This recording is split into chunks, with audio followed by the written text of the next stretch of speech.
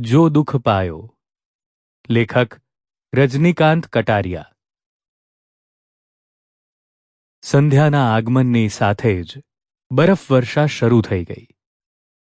વાદળઘેરા આકાશમાંથી જાણે સફેદ ફૂલોની પાંખડીઓ ખરતી હોય અને બરફની પાંખો હવામાં તરતી હોય એવું લાગતું હતું. પવનના સુસવાટા અને સપાટા સાથે ઠંડી પણ ખૂબ વધી ગઈ. બરફવર્ષાની ઋતુમાં પહાડ પર આવવું મને ગમે છે. હું અનેકવાર આ સ્થળે આવી ચૂક્યો છું. પણ પહેલાં આવતો ત્યારે બરફની નાનકડી કરત જેટલો હળવો હતો. આકાશમાં દોટમ દોટ કરતાં વાદળ જેટલો બેપરવાહ અને સ્વતંત્ર હતો. પણ હવે એ સ્વતંત્રતાનો જ મને ભાર લાગતો હોય એમ મારી હળવાશ ખોવાઈ ગઈ છે. હું મારા શહેરમાંથી એક રોગ લઈને અહીં આવ્યો છું. એકલતાનો રોગ. 2 વર્ષ પહેલાં દર્શના કોઈના ચરણકમળનું મોજું બનીને ગોઠવાઈ ગઈ. ત્યારથી હું એકલો જ છું. મેં 2 વર્ષ કેમ વિતાવ્યા છે મારું મન જાણે છે. પીડિત હૃદય અને ઉદાસ કલ્પનાઓથી સભર મસ્તિષ્કનો હવે હું માલિક છું. અહીંના એક જૂના પીળા રંગના બંગલામાં મેં મારું થાણું નાખ્યું છે. ઠંડી સખત છે. રાતના તો ગરમ પાણીની બોટલ પડખામાં દબાવીને સૂવું પડે છે. અહીંના લોકો અત્યંત ગરીબ છે. એમની પાસે શેક કરવાની કોથળી તો ક્યાંથી હોય? એમના ચૂલામાં દેવતા પણ ક્યારેક જ હોય છે. એમની શી દશા થતી હશે? કદાચ પ્રકૃતિએ એમને સનાતન પીડા આપીને એમના શરીરના ચામડા જ એટલા સખત કરી દીધા હશે કે તેમને ટાઢ ઓછી લાગે. પરંતુ પ્રકૃતિસ્થ થઈ ગયેલા શરીરને પણ કંપાવી મૂકે એવી ઠંડી અહીં પડે છે. ખાસ કરીને બરફ પડતો હોય અને પવન સુસવાટા મારતો હોય ત્યારે.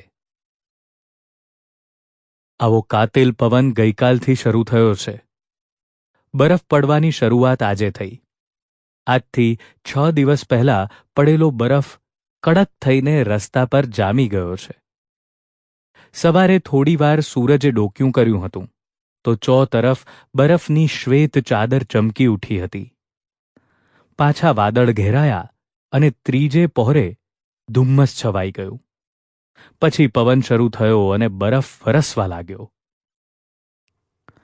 હું ત્યારે મારા ઓરડામાં બેઠો બેઠો સિગાર પીતો હતો અને દર્શનાના જૂના પત્રો ઉથલાવતો હતો. અમારા પ્રેમના 4 વર્ષીય સુવર્ણકાળમાં એણે એ પત્રો મારી ઉપર લખ્યા હતા. એમ તો મારા પ્રેમપત્રો પણ દર્શના પાસે હશે, પણ એણે એ પત્રો ક્યાં સંતાડીને સાચવ્યા હશે? કદાચ બાળી પણ નાખ્યા હોય. આપણા દેશની પ્રથા જ એવી છે કે લગ્નવેદીમાં જૂની સ્મૃતિઓ બાળી નાખ્યા પછી જ બીજાની પત્ની બની શકાય. એકવાર એ બધું બળી ગયું પછી વિના વિઘ્ને એ નવેસરથી જીવન શરૂ કરી શકે. પતિ એવું તો કેમ સાંખી લે કે દિવસભર એની પત્ની એને અને એના બાળકોને હેત કરે અને રાતના એકાંતમાં છાની છપની પોતાના જૂના પ્રેમીને સંભાળીને આંસુ સારે. હું હજી દર્શનાના પત્રોમાં જ ડૂબેલો હતો ત્યાં નોકર કોફીનો પ્યાલો લઈને અંદર આવ્યો અને બોલ્યો, સાહેબ, બહાર તો બરફ વરસે છે. મેં ઉઠીને બારીનો પડદો હટાવીને બહાર જોયું. ચીડના ઊંચા વૃક્ષો બરફના ધુમ્મસમાં લપેટાઈ ગયા હતા. તેના પરથી નિરંતર બરફની પાંખડીઓ ખરતી હતી. ચારે તરફ બરફની શુભ્રતા છવાઈ ગઈ હતી અને હવામાં બરફના ફૂલ ઉડતા હતા. હું કેટલીય વાર એ સુંદર દ્રશ્ય જોતો રહ્યો. કોફીનો પ્યાલો મારી સામે પડ્યો હતો. કોફીની ગરમ ગરમ સુગંધી વરાળ નીકળતી હતી અને દર્શનાના પત્રોના ચીમળાયેલા ફૂલોની સુગંધ સાથે મળી જતી હતી. Sample complete. Ready to continue?